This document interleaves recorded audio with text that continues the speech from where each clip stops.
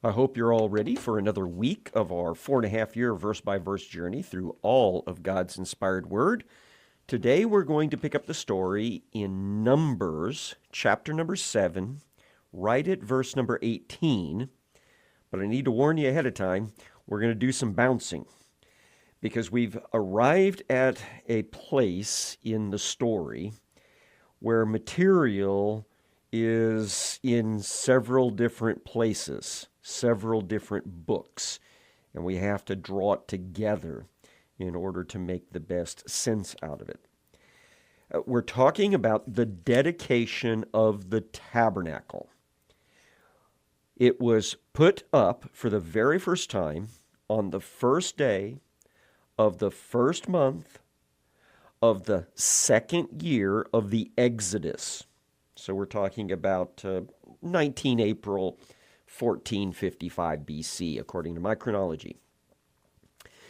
We know that it will be a 12-day process because there are 12 tribes, and each tribe makes a special donation during the dedication ceremonies. We also know that the altar will take a total of 7 days to go through the ordination process, along with the priests going through a 7-day ordination process.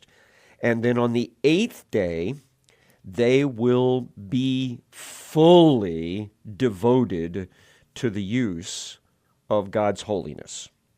And that is why anytime we look at the dedication of the tabernacle or the temple, it takes 8 days total. We've already talked about the first day, the initial day, when everything gets sprinkled with some blood, and the priests get anointed with both blood and oil. They have their brand new clothes on. Judah gives its dedicatory gift because they are the premier tribe, the tribe of inheritance now, the tribe of blessing. Even the Levites begin a dedication process on the first day of the first month of the second Jewish year. And then we settle down into several days of repeated ceremony.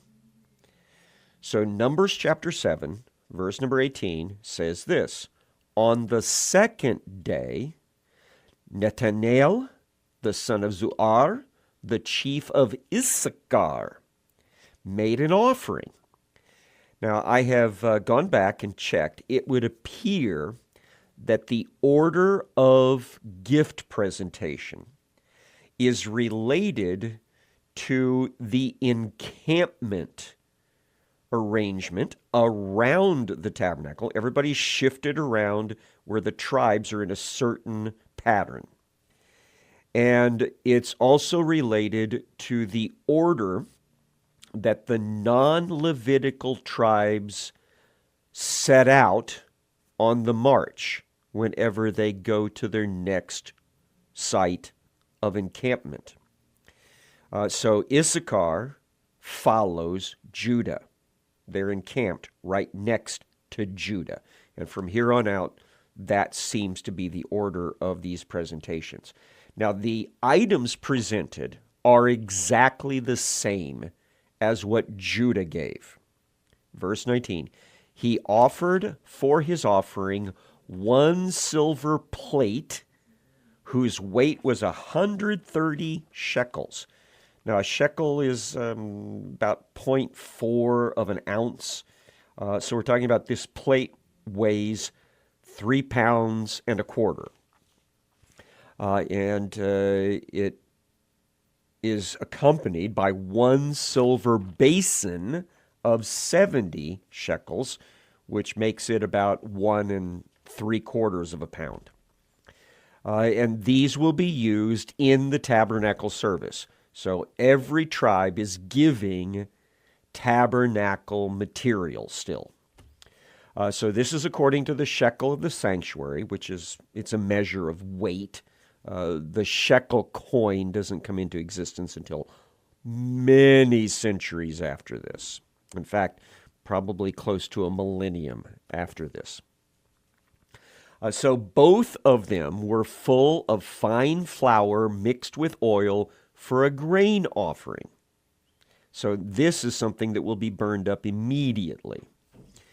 1 golden dish of 10 shekels, so basically a quarter of a pound.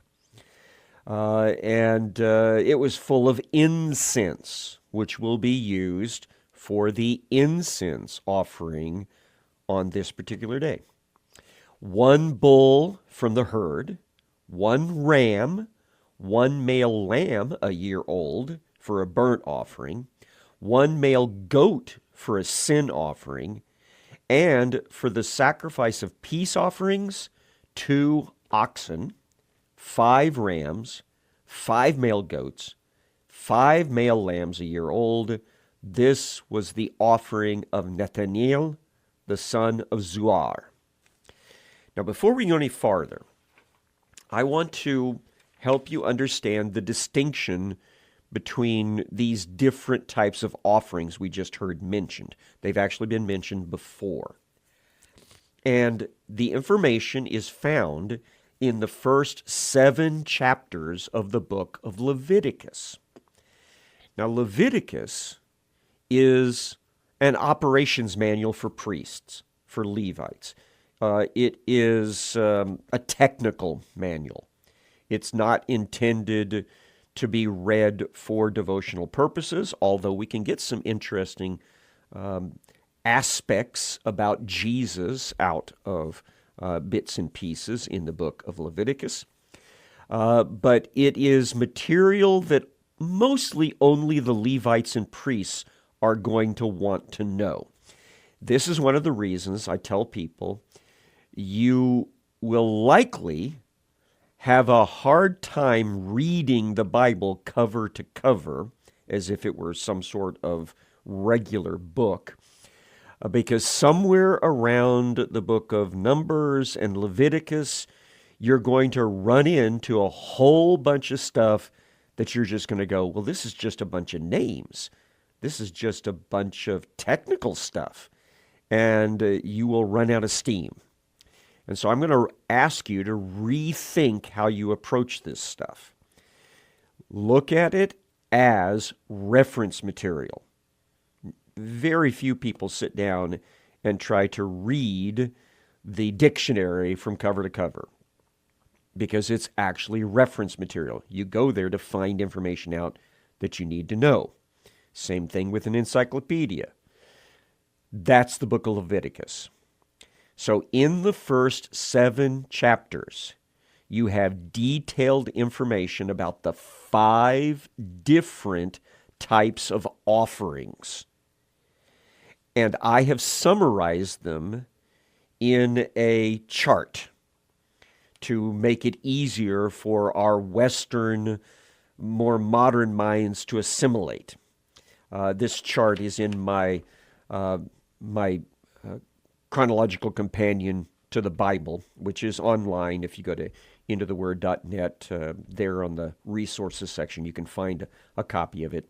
I'm constantly updating it, so the one that's up there is several years old. I haven't really felt comfortable to reproduce the one that I'm currently kind of editing. So here's what we've got. Are you ready? Here are the 5 sacrifices repeatedly given by priests, and we just heard some of them mentioned here. A burnt offering, as in a whole burnt offering, a grain offering, a peace offering, a sin offering, and a guilt offering. And these are their purposes and how they are to be given. Are you ready? Here's the whole burnt offering. The whole burnt offering is for the atonement of sin, either of an individual or a group. It can be taken from either the herd or the flock. So it can be a bull or a sheep or a goat. But it does have to be a male. It has to be without defect. because it's supposed to be a perfect representation of a perfect substitute. And by the way, that's one of the things that really ties to Jesus, because he is the ultimate sacrifice. All these sacrifices point to him in some form or fashion. And so he was without the defect of sin. Now, the blood of the burnt offering was to be caught and then poured out or sprinkled at the altar of sacrifice. And remember, life is in the blood, and blood was for atonement. Then the carcass was to be completely washed, and then it was to be entirely burnt up on the altar of sacrifice. That's why it's called a whole burnt offering. You didn't cut it up at all. Now, the one thing that is mentioned for the benefit of poor people who want to make an individual atoning sacrifice is if they can't afford a bull or a sheep or a goat, everybody can afford a dove. And so the poor people could substitute a dove for this particular sacrifice. Now, the second sacrifice was a grain offering, and it is described as being for a memorial, as a reminder of relationship with God. And it could be raw, baked, or fried fine flour.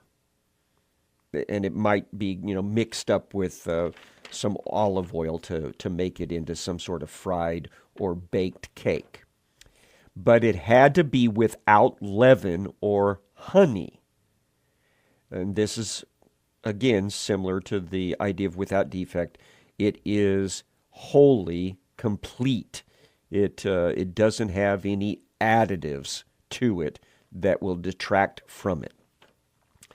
Now, oil and incense are then added to either the raw grain or the baked or the fried cake. And then a portion of that is burnt up on the altar of sacrifice. And then the remainder of that raw grain or baked or fried cake of grain is eaten by the officiating priests. And so this is the grain offering. The peace offering. The peace offering was a voluntary offering given because you were thankful to God for something that he was doing, or just generically, you were thankful to God. It could come from the herd or the flock. It could be either male or female. That didn't matter. But it did have to be without defect. Its blood was sprinkled at the altar of sacrifice, and then its fat, internal fat, the kidneys, and the gallbladder of the liver, the section of the liver that had the gallbladder on it, those were all burnt on the sacrificial altar as the portion that's given to God. Then the breast or the chest area of the sacrifice and the right thigh, the right back quarter, those were given to the officiating priests, and that became their part of the sacrificial meal. The rest of the animal was then eaten after it had been cooked by the Israelis offering that peace offering, and they would eat it there at the tabernacle area because it was a bit of a fellowship sacrifice. The next one of the 5 was the sin offering. It was when you were confessing a sin that you had been involved in. It could come from the herd or the flock. It could be either male or female. It still had to be without defect. But part of its blood was taken into the holy place, and it was sprinkled in front of the veil, behind which was the Ark of the Covenant, the throne of God. and the mercy seat, the place which is connected to Jesus in the New Testament as the place or the mechanism by which sin is removed. So some of the blood was also smeared on the horns of the incense altar that sits right in that exact same spot there, right in front of the Ark of the Covenant. And that altar of incense represents prayer. And of course, we know when we confess our sins in prayer to Jesus, He is faithful and just to forgive us of our sins and to cleanse us of all unrighteousness. So our confession leads to forgiveness, and that's what's being represented here. Now, the rest of the blood of that sacrifice was then poured out at the base of the altar, just like the burnt offering and the peace offering were. The fat, the kidneys, and the gallbladder were all burnt up, just like on the peace offering. And then the rest of the carcass was taken outside of the encampment to a special, clean burn site and burned up. So it wasn't offered on the sacrificial altar. It was burned up elsewhere. Now, we are told in the Leviticus sections about this sin offering that poor people who couldn't afford even a goat, they could substitute either doves or grain as their confessional sin offering. And then that brings us to the final of the five, the guilt offering. It was for specifically restitution. So it's actually not part of our dedication group of sacrifices. This is going to be important for fixing relationships amongst the Israelis. It had to be a ram. It had to be male. It had to be without defect. After it had been butchered and its blood was caught, it was poured out at the base of the altar. Then the person who is basically wanting to apologize for taking something from someone else that didn't belong to them, they had to give back 120% of whatever the understood value of the thing taken was. And then the fat and the kidneys and the gallbladder were burned up on the altar of sacrifice. And then the priests who had been involved in the sacrifice of this guilt offering ate the remainder of the animal, cooked it up, had it for lunch or dinner that day. And the hide went to the senior officiating priest within that group as his right to take and have it tanned and turned into some sort of leather good. So that is a summary, in effect, of chapters 1 through 7 of the book of Leviticus. I would invite you to read it on your own, but understand that it is intended as a tech manual for the Levites who are doing all of these things we're seeing described here in the book of Numbers right now, such as on the days of the altar being dedicated in the temple or the tabernacle being dedicated. Okay, back to Numbers chapter 7. Basically, on the third day of the month, it was the tribe of Zebulun's turn, and they brought the exact same sacrifices, the exact same gift offerings. On the fourth day of the month, it was the tribe of Reuben's turn. They brought the exact same things. On the fifth day, it was the tribe of Simeon's turn, and their leader brought the exact same items for gifting. Then the sixth day came, and it was Gad's turn. They brought the same things. Then we get to the seventh day, and it's the tribe of Ephraim's turn, and they bring exactly the same thing. Which brings us then in the Numbers 7 passage to verse number 54, which says, "On the eighth day, Gamaliel, the son of Padhazur, the chief of the people of Manasseh, brought the exact same offering as that day's important ceremony.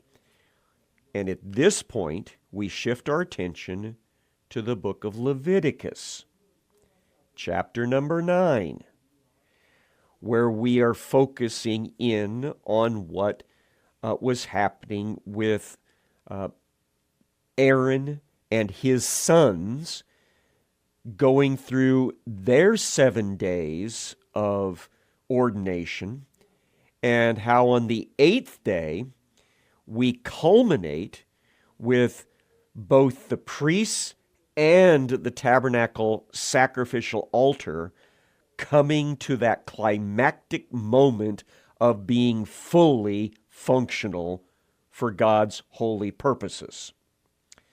So Numbers chapter number 9, Leviticus chapter number 9 begins this way. On the 8th day, so it's the 8th day of the month, the 8th day of the dedication ceremony for both the tabernacle and the priests. On the 8th day, Moses called Aaron and his sons and the elders of Israel. Remember, Moses is acting as the officiating priest figure in the dedication ceremony. He said to Aaron, "Take for yourself a bull calf for a sin offering and a ram for a burnt offering." We already heard about those types of sacrifices, how they're distinct from one another. "Both without blemish, and offer them before he who is. And then say to the people of Israel, take a male goat for a sin offering, and a calf and a lamb, both a year old without blemish, for a burnt offering, and an ox and a ram for a peace offering, to sacrifice before he who is, and a grain offering mixed with oil, for today he who is will appear to you." So pretty much 4 of the 5 sacrificial types that we talked about are being used in this climactic ceremony on the 8th day of the dedication, because something big is about to happen. Verse 5, "They brought what Moses commanded into the front of the tent of meeting, and all the congregation drew near and stood before he who is." So probably the front gate of the tabernacle is wide open, and everybody that can is gathered out in front to kind of look into the length of the courtyard up to the tabernacle building itself, so they can kind of get a sense of what's going on. And then Moses said, "This is the thing that he who is commanded you to do, that the glory of he who is may appear to you." Now they've already seen the persistent glory of God in the cloud by day, the pillar of fire by night, but that glory cloud that led them since their exodus from Egypt has been hovering at times over the Mount Sinai or over the tent of meeting where Moses goes outside the encampment to his little office tent, if you will. And the glory cloud apparently comes down off of Mount Sinai and rests there in front of and over that meeting tent, and then goes back up whenever people start coming to meet with Moses about things they needed to know from God. Well, that tent of meeting was a temporary thing. So the glory of God, probably up on Mount Sinai again, is going to move and overwhelm this brand new tabernacle on day number 8 of its dedication. That is the big deal that's happening on this day. Verse 7. Then Moses said to Aaron, draw near to the altar and offer your sin offering and your burnt offering and make atonement for yourself and for the people, and bring the offering of the people and make atonement for them as he who is has commanded. So Aaron drew near to the altar. He killed the calf of the sin offering, which was for himself. The sons of Aaron presented the blood to him. He dipped his finger in the blood and he put it on the horns of the altar and he poured out the blood at the base of the altar. So that's things we'd already talked about, isn't it? The fat and the kidneys and the long lobe of the liver, that's where the gallbladder is, from the sin offering, he burned on the altar, as he who has commanded Moses. The flesh and the skin he burned up with fire outside the camp. We talked about that, didn't we? And then he killed the burnt offering. And his sons handed him the blood. He threw that at the sides of the altar. And they handed him the burnt offering piece by piece, the head, and he burned them on the altar. He washed the entrails, the legs, burned them on the burnt offering on the altar. And then he presented the people's offering. And basically he does everything that's required for all these different offerings. Verse 18, he kills the ox and the ram as peace offerings for the people. And then, verse number 21, he took the breasts and the right thigh, which belongs to the officiating priests, and he waved them for a wave offering before he who is, as Moses commanded. And then, having completed all of the necessary sacrifices to dedicate this building to God's service, we are told that Aaron lifted up his hands toward the people and he blessed them. And he came down from the offering, the sin offering, the burnt offering, the peace offering. And so we have the prayer of dedication, which we'll come back to next time we're into the Word.